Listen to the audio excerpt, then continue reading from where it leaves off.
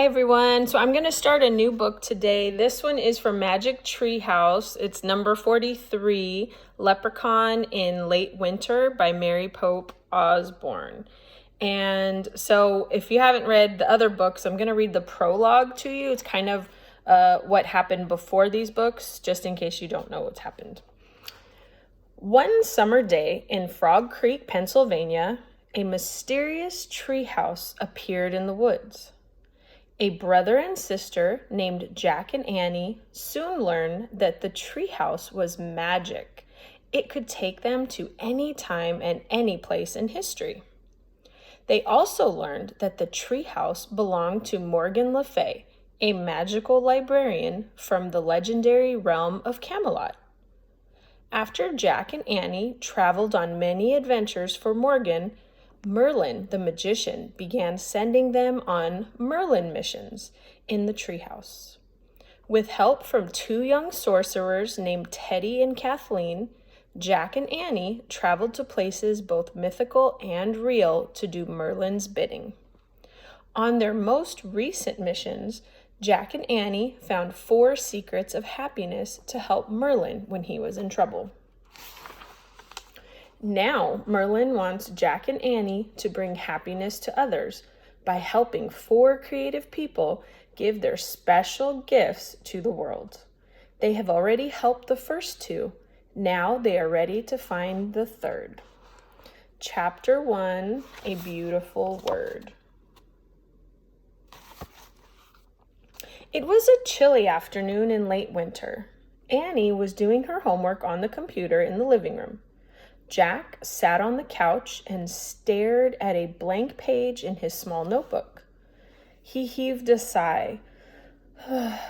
"What's wrong?" said Annie. "I have to write a story for school," said Jack, "and I'm stuck." "Well, you'd better get unstuck," said Annie. "Mom and Dad said we have to get our homework done before we go to the theater with them tonight." "I know," said Jack, "but I can't think of anything to write about." "Why don't you do what you love to do?" said Annie. "Go outside and write down some facts about what you see.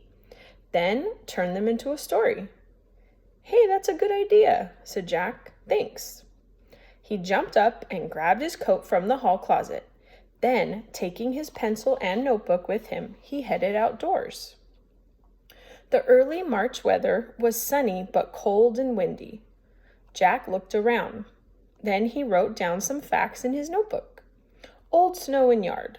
Sun sparkling on sidewalk. Jack looked up again. Treetops swayed in the March winds. Jack started to write about them. But when he looked down at his notebook, he nearly dropped his pencil. On the page were 2 large fancy letters. T.K. "Oh, man," whispered Jack. He dashed back in the house and into the living room. "Annie, look!" Jack held up his notebook. "Look at this!" Annie stared at the page. Old snow, sun sparkling. Nice. "No, not that," said Jack. "The letters." Annie looked at Jack like he was a little crazy. What letters?" she said. Jack looked back at the page. "They're gone," he said. "A big fancy T and K." "T and K?" said Annie. "Yes, for Teddy and Kathleen," said Jack. "The letters just appeared on the page when I was outside." "They were there, really?" "I believe you," said Annie. She jumped up from the computer. "Let's go." "Wait, I have to get my backpack from upstairs," said Jack. "Forget it, come on. The treehouse must be waiting for us," said Annie. Okay, said Jack. He quickly shoved his notebook and pencil into a pocket of his coat. Annie grabbed her jacket. "Mom, Dad, we're going to take a little break from our homework," she called. "Okay, but make it short. We have to leave for the theater by 7, their dad called from the kitchen. "We will," said Jack. Jack and Annie headed outside. They ran over the melting snow in their front yard and up the sun-sparkling sidewalk.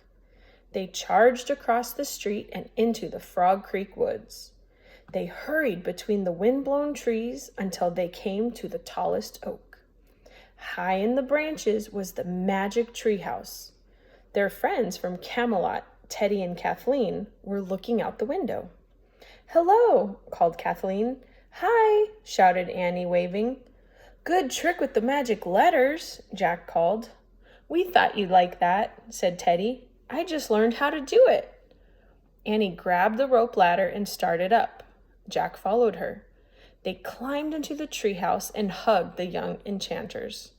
"So what's up today?" asked Jack. "Where does Merlin want us to go now?" asked Annie. "Merlin wants you to go to Galway, Ireland," said Kathleen. "Ireland? Cool," said Annie. "Morgan sent us to Ireland once before, to the 9th century, said Jack. "Yes, well, this time you will go to Ireland in the 19th century, said Teddy. "To 1862, to be exact. Your mission is to find an imaginative and creative girl named Augusta." "Augusta doesn't know yet what her talents are," said Kathleen.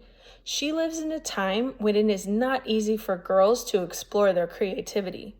Your mission will be to inspire her so she can give her gifts to the world." "What does that word mean exactly?" asked Annie. "Inspire."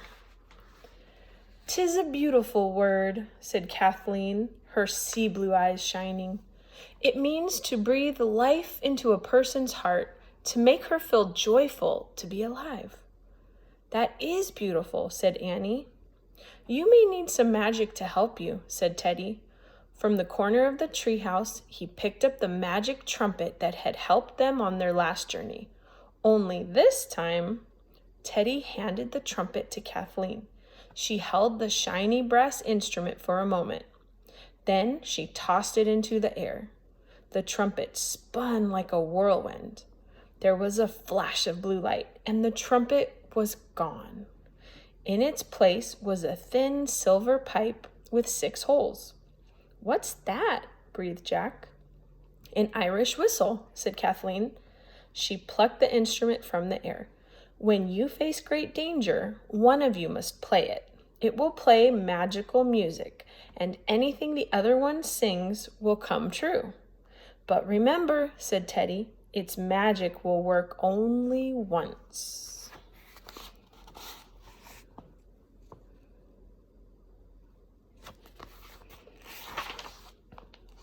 "Right," said Annie. "Thanks," said Jack. He took the Irish whistle from Kathleen and put it into his pocket. "And did Morgan send a research book to give us information?" "Not this time," said Teddy. "Morgan wants you to draw upon your own experiences in life to help you on this journey." "No problem," said Annie. Jack wasn't sure about that. He liked having a book of facts to help him. "So how do we find Augusta?" said Annie. "It should be easy to find her," said Teddy. "When you land in the country of Galway, Ireland, just ask anyone for directions to the big house." "Hold on." Jack pulled out his notebook and wrote, "County of Galway, Ireland, Augusta, big house." "Got it," said Jack. "But how do we get to Ireland in the first place if we don't have a research book?" "Point to the notes you just made and make your wish," said Kathleen.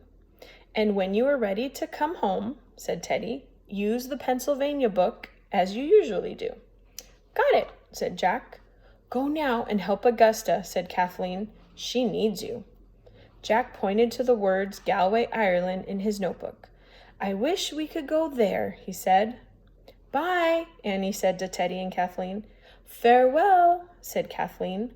"Good luck," said Teddy. The wind started to blow. The treehouse started to spin. It spun faster and faster. Then everything was still. Absolutely still. And that's the end of chapter 1. I will see you tomorrow for chapter 2, The Big House. Bye.